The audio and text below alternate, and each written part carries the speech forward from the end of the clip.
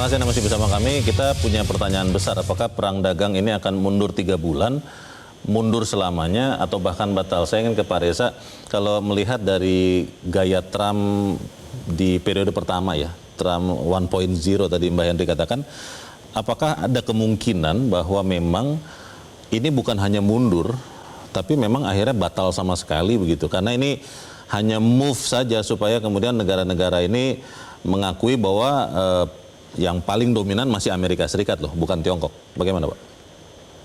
Yang paling tahu tentang Trump adalah diri dia sendiri. Iya sih. Dan dia menyimpan semua kartu itu di dalam benak dia. Mungkin kita diminta berpikir 90 hari ke depan. Tidak mustahil dia mengatakan Indonesia urusan sudah selesai, nggak usah tunggu sampai 90 hari. Sekarang kita bagaimana Anda dengan saya nurunin dari 32 jadi 25. Mungkin. Karena Trump adalah orang yang sangat mengandalkan riset. Itu bedanya dengan negara-negara lain yang data-data ekspor, impor, investasinya nggak seragam. Bahkan banyak negara di dunia sekarang pun yang nggak tahu persis berapa jumlah penduduk dia begitu. Bahkan banyak juga negara di dunia nggak tahu berapa jumlah pulau dia. Oh, oke. Trump punya riset yang luar biasa. Dan saya pikir kemungkinan besar dia sudah punya baseline untuk Indonesia. Karena dia tahu kita sangat ketakutan sekarang kan. Belum apa udah ngirim, tapi kita sebagai masyarakat nggak tahu siapa lead negotiator Indonesia. Itu terlihat ketakutan?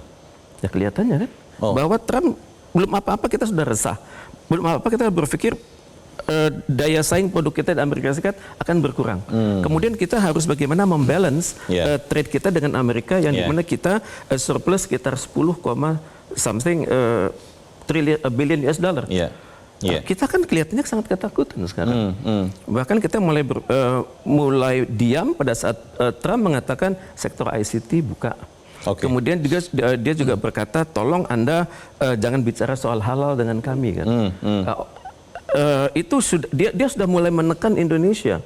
Dan kalau dia bisa menekan Indonesia, dia bisa menekan negara-negara yang basicnya Melayu kan, seperti Malaysia bisa, Brunei bisa dia tekan. Kalau itu penglihatan Pak Reza terkait dengan Trump, bagaimana Anda melihat ketidakmampiran Xi Jinping ke Indonesia, padahal ke Vietnam, ke negara-negara lain di sekitar Indonesia? Apakah artinya memang Jinping melihat Indonesia ini sudah teman, jadi tidak perlulah didatangi lagi, sudah aman ini, atau sebaliknya?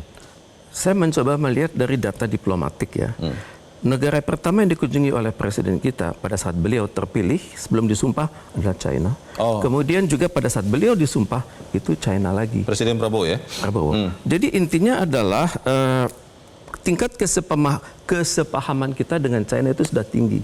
Jadi mungkin China berpikir dengan Indonesia kami nggak ada masalah. Tapi masalahnya dengan Vietnam mungkin. Mereka punya masalah perang darat, pernah perang darat tahun 78, 79. Dan saat ini mereka masih ribut di South China Sea kan. Laut Cina Selatan. Dengan Thailand juga sama. Punya masalah, bukan dengan Thailand, dengan Filipina.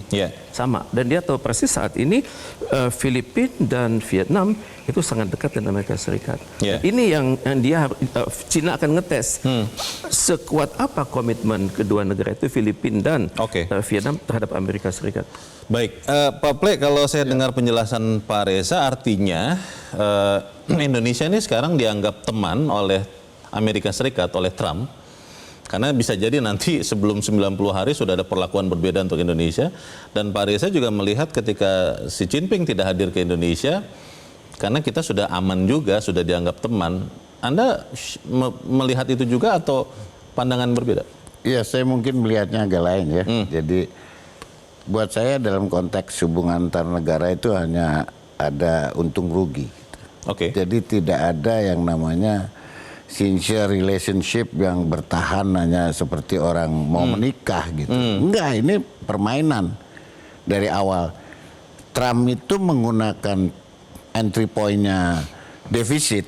Entry point-nya defisit itu menjadi darurat ekonomi untuk bisa menyebar tekanan kepada luar. Salah satunya itu dia menodong dengan tarif. List tarif sekian banyak. Dan tarif ini sebetulnya ujungnya apa? Ujungnya aja import lebih banyak barang Amerika. Kan itu gitu loh. Nah, kalau itu di sektor yang non jasa ya, yang jasa ini yang kita belum lihat. Iya. Tim negosiator kita ke Amerika Serikat ya, saya juga belum tahu jumpa dengan siapa persisnya. USTR katanya Pak, salah satu yang di target utama. Ya, satu. Tapi kemarin dengan melihat kasus Vietnam, yang menentukan itu bukan USTR, bukan Menteri Ekonomi, bukan Lutnick. Oh. Tapi Peter Navarro, penasihat ekonominya. Oh, USTR tidak sekuat dulu lagi berarti? Iya, artinya ini ada pengalaman. Kan ada dua jalan nih. Iya. Jalan Beijing melawan tarif, dengan tarif. Jalan satu adalah jalan Vietnam yang memberikan tarif zero. Apa hasilnya setelah Vietnam itu memberikan tarif zero? Peter Navarro ini penasihat ekonominya mengatakan, sekalipun Anda berikan saya tarif nol, kami tetap defisit. Oh. Karena Anda melakukan banyak kecurangan. Nah, jadi bergeser lagi ke non tarif barrier. Jadi tarif itu hanya jalan masuk saja. Entry point-nya itu. Tapi seperti penyakit menular bisa kemana-mana. Bisa kemana-mana. Jadi di sini ada satu antisipasi kita kuat bahwa target Amerika yang sesungguhnya itu apa? Apa benar hanya ingin kita ambil, kalau tadi ingin import lebih banyak dari Amerika, 370 triliun kita ambil, import dari Amerika. Baik. Terus apa gitu? Ini saya ingin melanjutkan ke Mbak Santi. Mbak Santi, kalau memang Indonesia melihat Amerika ini penting, ini saya orang awam sih, harusnya kan duta besar kita ada di Amerika itu harusnya terus ada. Tapi ini kan saat kita bicara ini kan belum ada juga. Apakah itu hanya satu kealpaan atau karena memang hubungan dagang Indonesia dan Amerika yang memang sangat kecil sekarang akhirnya tidak menjadi prioritas, atau seperti apa Anda lihat? Mungkin sebelum menjawab itu saya ingin meraise satu poin ya, bahwa kenapa Xi Jinping hanya menelpon Prabowo, Pak Prabowo, itu adalah mungkin karena juga dia tahu bahwa Indonesia memiliki utang yang sangat besar dengan Cina. Dan mulai dari 10 tahun yang lalu utang Indonesia terhadap Cina itu besar sekali. Jadi itu yang pertama. Jadi ibaratnya ya lu utang sama gue nggak usah macam-macam lah gitu kan. Jadi cukup telepon saja lah. Cukup telepon tidak aja. Tidak usah kopi darat begitu ya? Iya, karena memang yang Cina lebih banyak memberikan kepada Indonesia, itu pertama. Yang kedua mengenai tidak ada duta besar di Indonesia untuk Amerika, itu saya tidak bisa memberikan jawaban yang pas ya, tapi karena kalau memang Indonesia melihat Amerika itu sebuah mitra yang sangat penting, saya yakin itu pasti ada orang yang taruh di sana. Harusnya terisi Harusnya terisi secara logika ya, kalau kita bicara secara logika gitu. Atau mungkin menunggu pada saat Prabowo terpilih, baru mungkin Jokowi waktu itu mengatakan ya udah tunggu aja presiden baru yang menentukan gitu kan. Sebelum ditunjuk keburu ada perang tarif ini yang dilakukan Trump. Mungkin ini hanya kebetulan saja kalau saya melihat seperti itu. Tapi ada satu poin yang penting juga yang saya mengamati ini adalah keberadaan non tarif barrier ini, which is jasa. Kalau Bapak ingat misalkan di awal tahun 90-an, ekspat atau bule orang Amerika yang bekerja di Indonesia itu jumlahnya cukup besar. Kalau kita lihat sekarang, hampir jarang sekali kita melihat orang bule di jalan. Dulu itu hampir ada setiap hotel, di bar-bar. Mungkin karena dulu kan masih banyak minyak, Mbak Santi. Ketika itu kan banyak perusahaan Amerika di Indonesia tentunya. Betul. Sekarang, tapi kan 5 tahun terakhir ini perusahaan Amerika setelah Indonesia meningkatkan barrier Indonesia, mulai yang kami mengambil Freeport secara paksa waktu itu, kami mengambil Freeport, terus ada kita mengeluarkan TKDN, kita mengeluarkan halal dan lain, pelan-pelan kan perusahaan-perusahaan ini mulai pindah kan, pindah ke negara lain. Ya, ini juga faktor yang tidak bisa diabaikan, karena ini menjadi sebuah consideration point juga dalam apa yang sedang terjadi. Baik, saya ingin ke Mbak Henry. Mbak Henry, ini ada yang bilang sebenarnya perang dagang atau perang tarif dari Trump ini justru blessing in disguise, karena kemudian memaksa Indonesia untuk melihat lagi struktur ekonominya, termasuk industrinya, yang ternyata ya tidak punya apa-apa sehingga tidak berani melawan seperti Tiongkok melawan Amerika. Anda setuju dengan pandangan itu tidak? Ya, jadi saya juga bingung. Banyak teman yang kemudian menganalisanya secara ekonomi. Yang dilakukan Trump itu bukan ekonomi, political economy. Oke. Jadi kalau hanya ngitung, kenapa sih Trump ngitung tarifnya kayak begitu? Kenapa sih dari defisitnya salah besar? Karena ini dia sedang ingin menang terhadap Indonesia, gitu kan? Nah, jadi kalau tadi dalam kondisi seperti ini, ya Trump tidak mau lagi ada globalisasi. Ya, saya lebih prefer untuk bilateral.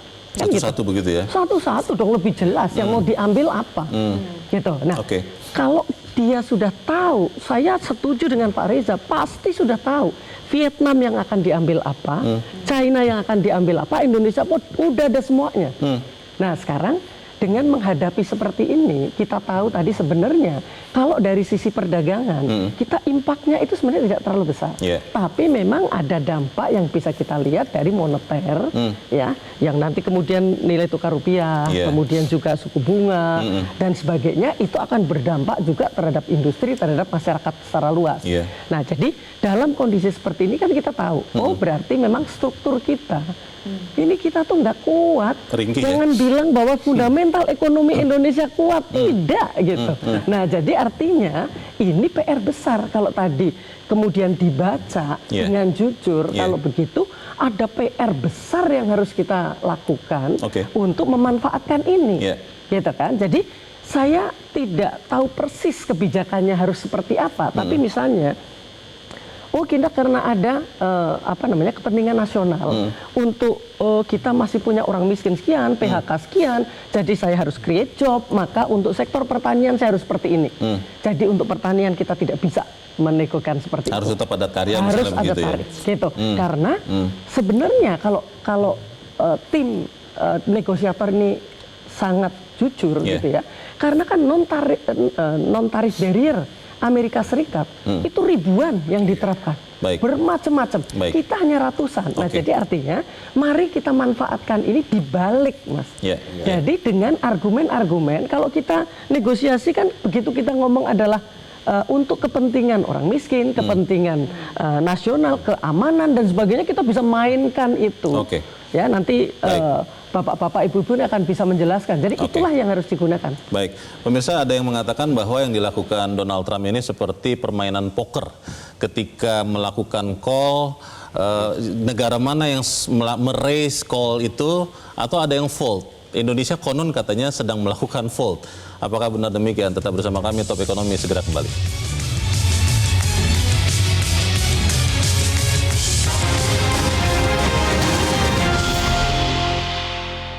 Jelajahi cara baru mendapatkan informasi. Download Metro TV Extend sekarang.